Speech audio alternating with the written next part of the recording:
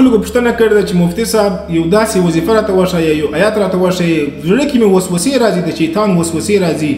په لمانځه باندې ولاړ یم وسوسې راځي، اودس کوم د اودس په حالت کې وسوسې راځي، روان یم په روانه کې وسوسې راځي، یعنی بالکل یې پریشانه کړی یم دغه وسوسو.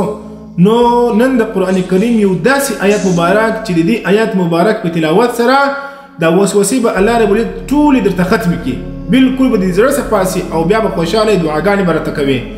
خو دغه یو درخواست څخه کوم، یو خواست کوم چې دغه ویډیو مخته درسره شیر کړي د ثواب په خاطر باندې چې نور مسلمانانو ته هم د دې ګټه او فایده ورسیږي. هغه دعا هغه آیات مبارک د قرآن کریم چې ربي اعوذ بك من همزات الشياطين واعوذ بك ربي ان يحضرون. دا آیات مبارک زه به پر سکرین باندې هم تاسو ته ولیکم په دا ترتیب په دا طریقه سره چې د سهار د لمانځه بعد به هم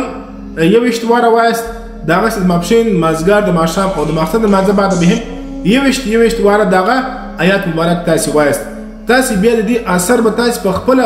ډېر ژر پوه سئ چې تاسې د زړو څخه د ذهنو څخه به دا وسوسې چې دي دا به مکمله ووځي او الله به تاسې ته شفا درله درکړي.